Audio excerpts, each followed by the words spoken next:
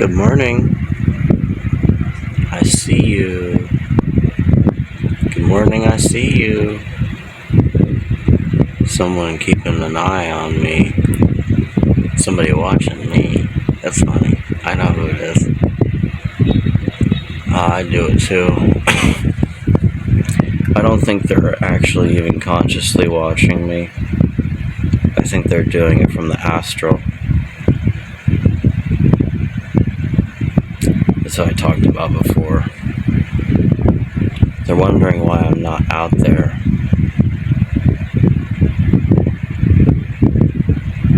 Why am I not in the desert?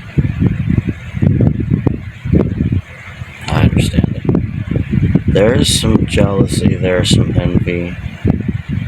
They think I'm privileged in comparison. Definitely. It's not anyone's choice though, really.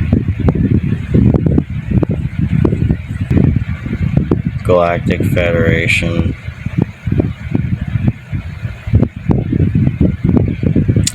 artificial corporate control of human behavior. It's very alien. It's unearthly. So I'm doing some sun gazing here this morning. I think my eyes might be red because of not sleeping.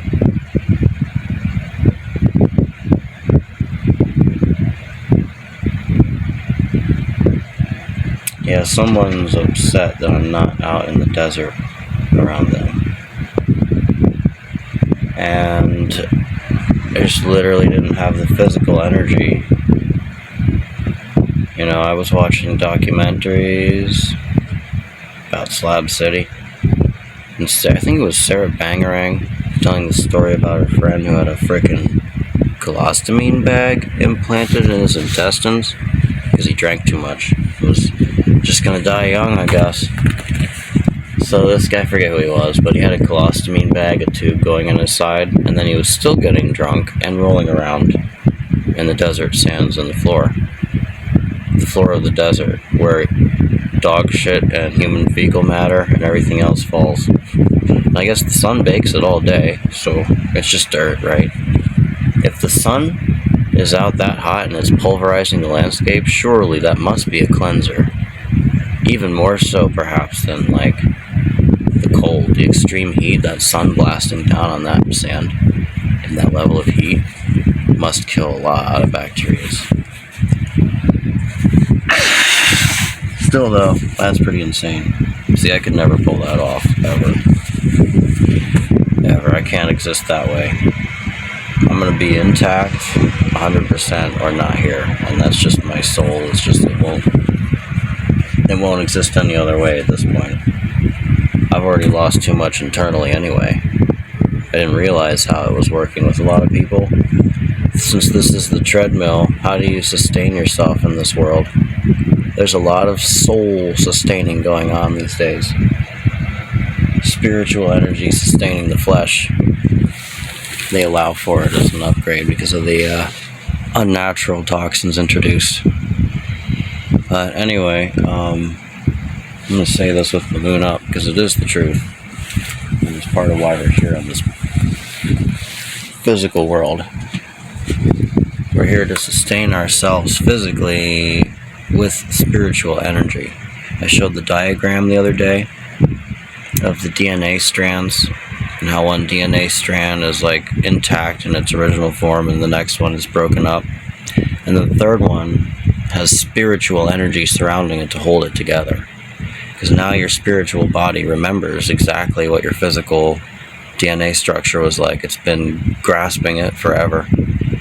For all the years you've been here, just grasping around your spiritual ectoplasm's been grasping around all your physical structure. So, in theory, supposedly, you can grow back lost limbs even and things like that. I don't know about that. But, in theory, I wouldn't go around making that claim. However, there's been a lot of internal damage to a lot of human beings' systems that was unnatural. Internal damage. That they shouldn't still be alive. There's been too much exposure for too long. They shouldn't be alive anymore, yet they are. And I think it's because Source has allowed these upgrades that's holding DNA together. So, for instance, I got that Lyme disease, and then, stupidly, I took a whole bunch of antibiotics. Maybe I should have. Maybe I did the right thing. Maybe I killed off the initial infection and dealt with the rest of it. But I'm pretty sure I did a number on my insides when I did that, for sure. And I had an interesting dream first. I had a dream where I was a lion, and I was running through a city. I escaped from a zoo, and I was just killing everybody, and it was like a video game. I was like a giant lion, the size of a tank, and I was just charging through the city, running through. I escaped a zoo cage, and I was running through zoo corridors, just killing all these humans, and it felt good. It felt like a really good dream for some reason. And I realized when I woke up, I think that was some kind of a...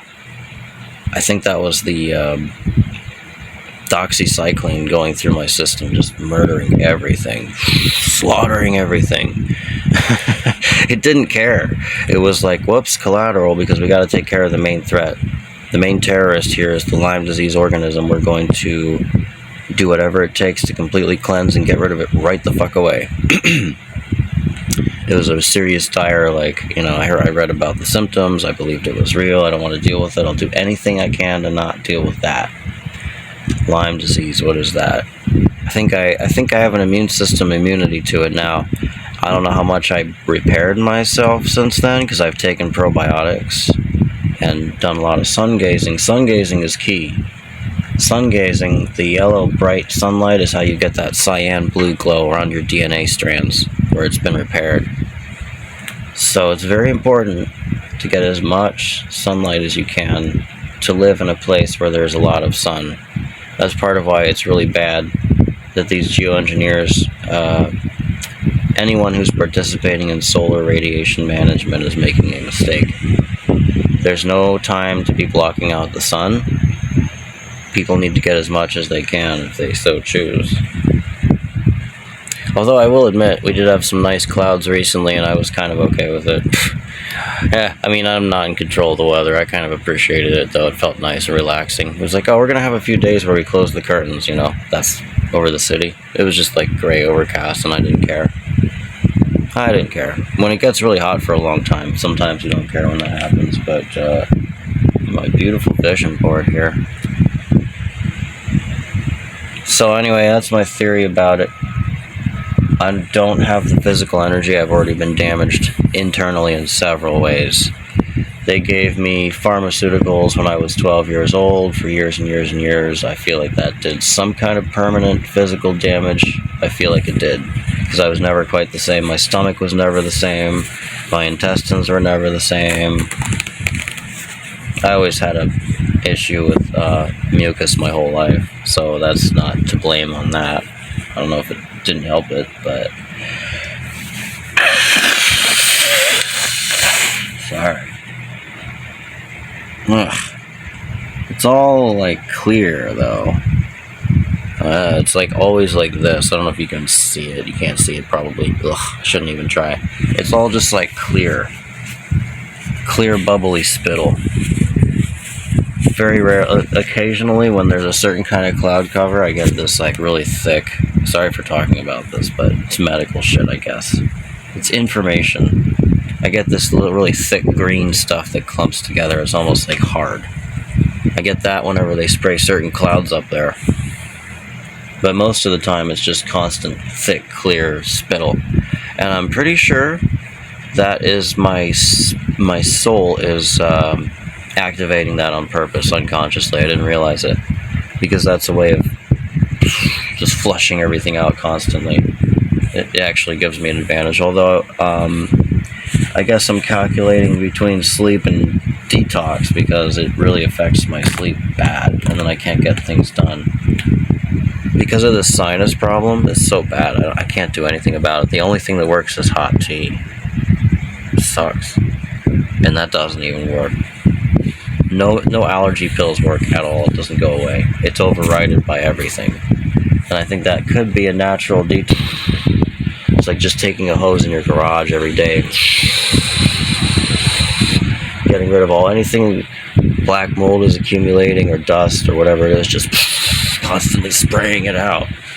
I guess you might as well if you have an infinite water supply here, right? Pretty much for now, anyway. We have, see, always drinking water all day long. That's all I drink, really. That's my theory on it. See, that's one of many examples, though. I don't have the physical energy to sustain my physical body, in theory, or have not. That's why I'm not in the desert, because I wanted to be out in the desert. And my spirit guides and the Galactic Federation of Light and all those, you know, supposedly benevolent, whom I don't really trust at this point, but they were all telling me, you can't do it yet. Some of them were saying, yeah, go ahead. And I could tell it was that tone of voice. And then some were just like, nope, you can't do it possibly yet. You'll never be able to sustain it. You'll just die. People do it all the time and they just die. People die out in Slab City all the time. You don't hear about it because it's lawless. Maybe he really honestly believes that it was helping them. He just had no idea. Maybe he found out and was like, oh, fuck, I fell for the wrong... I don't know. Or maybe he knew the whole time. I mean, that's a little bit questionable, but at the same time, it's like, what if, just... People feel they have a sense of moral responsibility, I think, right? When you get that rich, it's inevitable. They would go through a midlife crisis like no one else had. So everyone's pointing the finger. I'm just sitting here sun gazing while I can, doing what I can. Yeah, we're on the treadmill here, so there it is. Apologies to the desert wanderer. We got a desert wanderer out there who's upset that I'm not out there in the desert. And that's not, I don't think, for romantic reasons. It's envious. It's envy and it's jealousy. Sorry, I'm not trying to be silly. I smoked indica and I'm sun gazing, so that's going to help. But yeah, there's a person who's been watching me. Either maybe they've seen my YouTube channel, someone who survived in the desert, somebody who's survived and been around, and they're upset because they think I'm privileged. And it's not, it's okay. I look at some people on YouTube, and it's kind of upsetting. I see it the other way. People that are more privileged than me living easier lives. People on YouTube that talk and they live in houses with like couches and pillows and they have the house to themselves. They live in a house by themselves or a room by themselves, and so they get to make it all clean and perfect and have it all organized. And they sit there and they say, life is so hard. I'm so stressed. Oh my God. There was someone that lived next door that was scary, but I still have a house to live in. It's still mine. I've never had to sleep in a tent on the street. I've never had to work in a job where I might get physically injured. I've just had to work at a school or an office. But life is so hard. You know what I mean? Yeah, well, I've worked in injurious, dangerous jobs, but I haven't actually had a consistent construction job. So I'm like, on the hierarchy, I'm less privileged than those sheltered people over there, but then I'm more privileged than this fucking desert survivor over here who worked in serious construction environments where shit was falling from way up high and they didn't even have proper protection. So there you go. I'm avoiding that shit. I will be broke and poor instead of working a dangerous construction job, especially since I'm fucking sick of infrastructure. I'm honestly sick of it. I fucking hate buildings. Sorry for being honest here, but I do. I hate buildings. I hate bridges. I hate roads. I think they all suck. Get rid of them. Figure it out. We'll figure it out. We'll just let them crumble. I don't want to participate in build. I think it's bad for the environment. I think it's disrespectful. I think it must take a lot of energy to go into the processes. I mean, I'm not condemning people for it at all. I have a lot of friends who work in construction. I have a lot of people that support. They like to drive around. Fine. That's your life. That's your planet. That's what you're choosing with your free will and your time. That's okay. Sure, I guess I even do benefit from it as a public utility. We got sidewalks. We got roads. I mean, I like to run through the forest barefoot, so that's a full moon statement. But I don't need a sidewalk to travel them. But, it's kind of convenient to drive. Gets you faster to places. We can have pavements in the city. Why not? A little bit here and there. But to just line the whole countryside with road, that's definitely a first world privilege that's going away. And we should have just built vehicles with massive wheels.